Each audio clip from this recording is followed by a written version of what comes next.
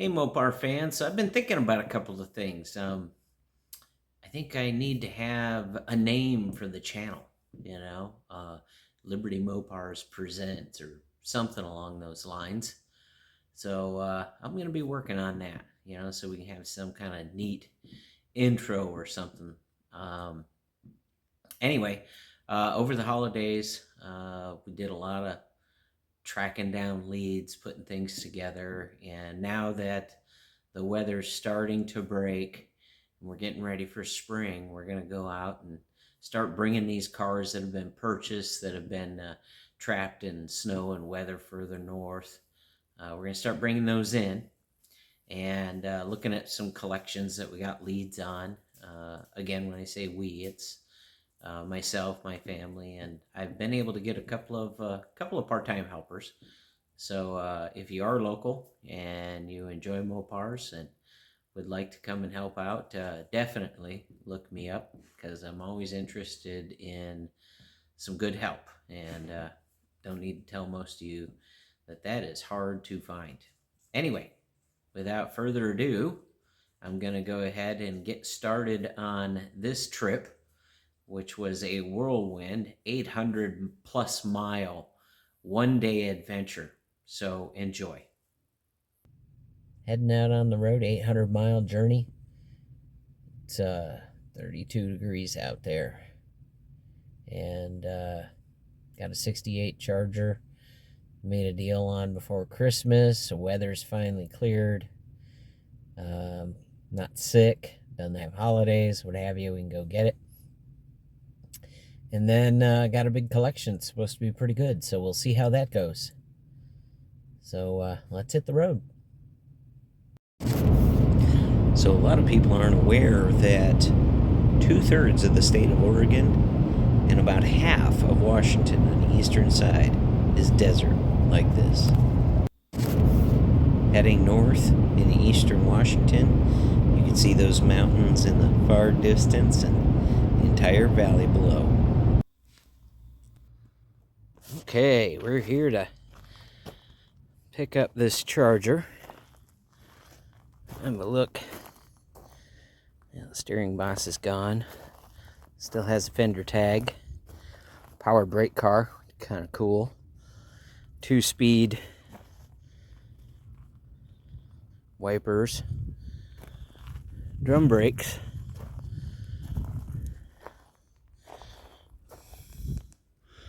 That was the only rust I could find in this car, at least in the photos. Oh, it looks like we got a little bit more though, huh? So, probably a floor pan. Nice Western body shell though.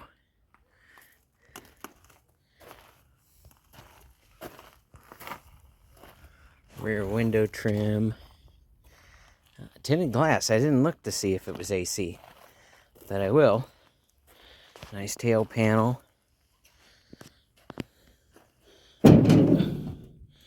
Trunk floor's gone. Big surprise. Always.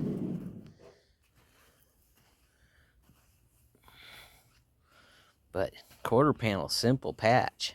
I have to figure out what's going on there in order to move it, which we will. Assume that's an 8 3/4 under there. Have a look real quick. Yep, 8 3/4. There it is. Doubt it's a sure grip, but that'd be pretty cool. I see a front valance with some air splitters put on it. That door doesn't open.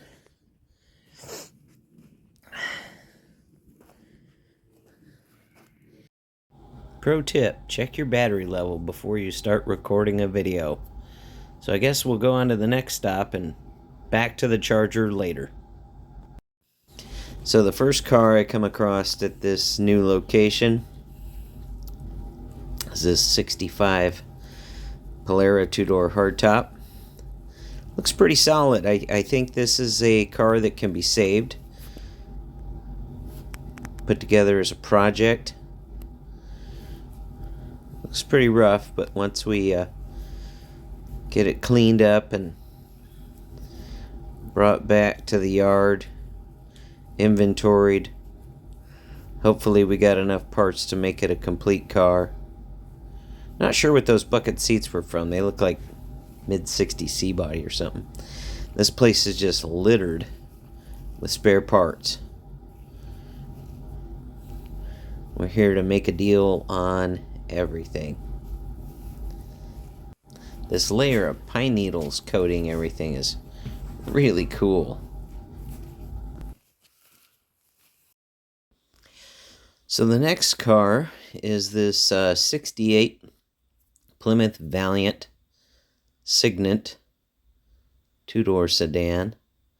This is my favorite personal body style of the A-bodies. Just something about that blocky square look to me. You see it's got some 72 front sheet metal on it.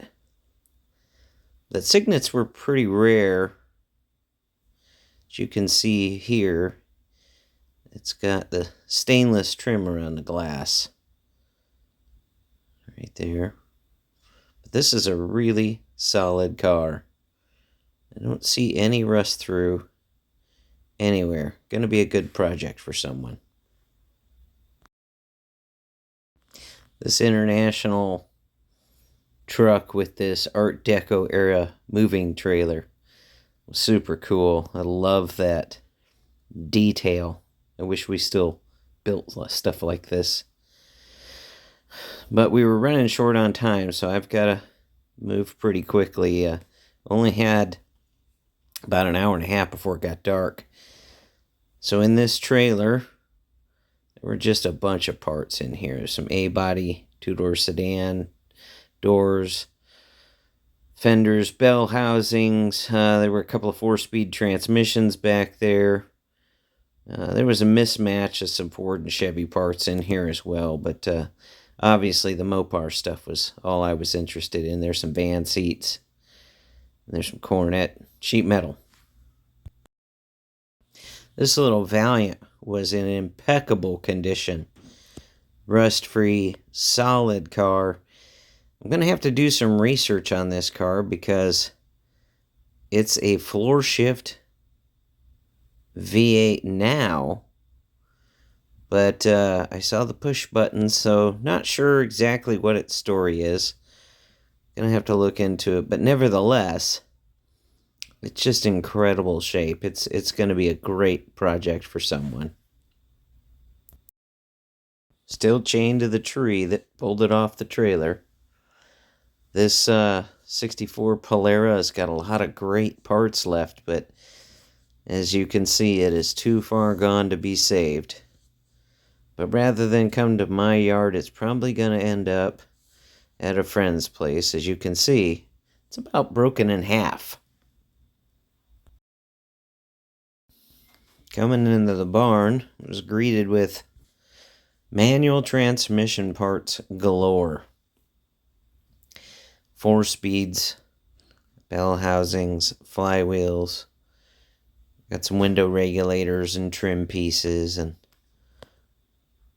latch tray for some reason that I was focused on for entirely too long because I was trying to figure out exactly what it was for, but I think it's 63, 64 B body. But we'll know when we get it out and get everything inventoried and take a better look. You see some 4-speed pedals there. It's engine blocks, several engine blocks. I think there's a dozen big block engine blocks. 4-speed transmissions, probably more than a dozen of them. So we got to get them out, date code them. All these big block headers, a lot of really neat stuff. Of course, I was a kid in a candy store with this milk crate full of 4-speeds, and well, there's some more transmissions there. And then up above here on this shelf, there's Z-bars and linkage rods. That is a box completely full of 4-speed linkage rods. So, and I didn't count all the transmissions, but there's a pistol grip. Of course, it's been welded and modified over the years, but cool little rat car part. Those are always good to have. This glass rack was really cool. I really dug that thing, and good place to store glass. So of all the stuff here, I'm looking forward to getting that back to the shop. We're losing light pretty fast. And this Valiant looks pretty good. When I got close to it, it revealed all kinds of rust issues. See if we can get the door open here. Nope. Door's kind of stuck. Got a bunch of random parts piled in it. Some for this car, some from other cars. Sorry for the glare of my light, but like I said, we were running out of daylight. This one is likely destined to be a parts car. Just too many rust bubbles that were coming through on the sail panels and quarter panels and what have you. Usually indicates a lot of cancer in the structure. And unfortunately, these cars just don't have the value that makes them worth putting that much effort into unless you've got some kind of sentimental attachment. So this 71 Valiant here, four-door, had a healthy 318 in it from what he's told me. Didn't hear it run, so, you know, we've got to take that for what it's worth, and we'll see if we can get it running. Hopefully it is what it's advertised as. This car belonged to some kind of inventor who did all kinds of wild little modifications to this car, and it'll be fun to see what some of this stuff actually does. All them switches and gauges and all kinds of manner. But my favorite thing was this rear window wiper. So there's a piece of a cowl used to make that. This is pretty darn cool. And I just love those taillights. Something about Valiant taillights I've really always appreciated. So here we have a 73 Duster Twister in petty blue. And they took it apart to restore it. You know, it's one of them stories you hear 100 times, and they get it all torn apart, and, well, the project stalls there. So we'll have to take a good, long, hard look at this one to determine exactly what the future holds for it. Random Duster hood there, but it's solid. It's not rusty, and all the parts for it that were taken off are in the container nearby. So everything's there. Still has its fender tag.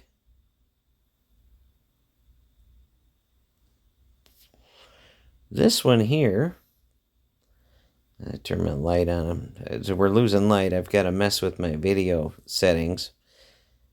But again, 73 Duster, earlier nose on it, with a demon tail panel. So it's kind of a hodgepodge. Turn my light on here, so you can see inside the trunk. Got a bunch of parts in there. Another solid body shell. I couldn't find any rust, but it's a demonster for sure. So hard telling what we're going to do with this one. So this was the largest concentration of vehicles. There were 7 here of the 16 total cars. The one under the cover usually indicates something that's especially prized by the collector or owner. All A bodies. So all we had was A bodies and some earlier B bodies. And this Duster obviously will be a parts car. Getting hit that hard in the driver's side, but it was complete minus the engine. got a good grill. 67 Valiant front corners of those fenders have seen better days. My experience tells me that was an elderly driver. Again, this one's hard to tell. You know, had a lot of cancer there. You see a Dart Sport for a moment there. This Valiant, four-door Valiant Brome. Air conditioning, power steering, power brakes, deluxe interior, had a vinyl top at some point, which was removed and then just painted. Love that bumper with the backup lights. I personally think that kind of added to those cars. Made them more finished. Dart Sport with its unique taillights. I figured out that I had the wrong setting, so we backed this video up so you could get a better view.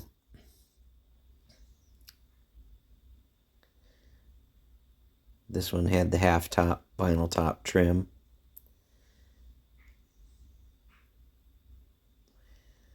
So most of these cars here will be parts cars on this side in this location. This was a 4-speed. Let me get my light turned on so that we can poke our head in there and have a look. There we go. So there you go. It said 4-speed, floor shift. So if it was a column shift, you'd have saw the shifter. So this is the 65 Coronet without the cover. So gotta get some light under here where it's getting dark. There we go. So there's an 8 3/4 under there. Sure grip. Super stock leaf springs. Good stuff there. Be nice to find this project at home. Fix that camera setting again. It's funny, this with this camera setting in the daylight, it's kind of starting to look like it's a bunch of model cars and a diorama. But trust me, they're real. I was there. Early Barracuda with that big old back window. Valiant Barracuda, they were called in the beginning. Now they're 65 Coronet, and this car complete and in really good condition. So this one will definitely be available as a project car. So I think of the Coronets, we're going to have 2 project cars. This one and the one in the background there. And then 1 parts car, which was the earlier one. But again, you know, once we start inventorying the parts and see how complete they are, if I can save them and sell them whole and get them to a good home where they'll be loved and enjoyed and put back together, that is always the first priority. But if not, then their parts go to save other cars that are already being loved and have good homes. Many of you are watching these videos, and I sure appreciate that. I'd appreciate subscribe as well. And then you'll get my email toward the end of this video. This Barracuda had already started being nibbled on. It's got its back window, but you'll see the tail panel's gone and part of the quarter panel. And then I'll pan up so you can kind of get an overall view. So would you believe there was another room in that barn that we were in before that I didn't get to see, and we were talking about it, and these are all the panels that were off of that Petty Blue Duster, as well as a couple of Jeep parts, which might be great for hanging on the wall. And let me see if I can get back here and show them to you. So there's the hood. And then the fenders and the doors are tucked back in there. Everything was in here pretty tight, but you can see that original paint. Who knows what we'll end up with. Here's how some of the deal went in real time. Disc brake. Yeah, air conditioning too. Another transmission back there. Could be. Yeah, looks and like an 8 1/4. That's probably out of the. That's out of the twister. Oh, yep, I see it. The 8 1/4. Okay. In fact, that's a V8K number back there out of the twister as well, probably. Yeah. 40 blocks here.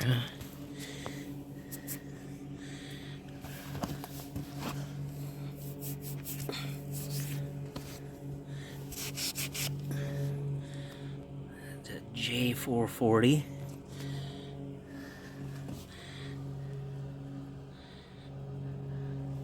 Bad day at the foundry there. Can't tell what that one is dated. But just by the casting stamps, it's later.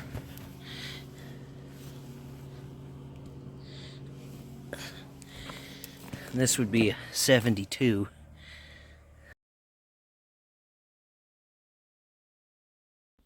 With that deal done, and it's very dark, very desolate, heading back to load up the Charger and head back to home base.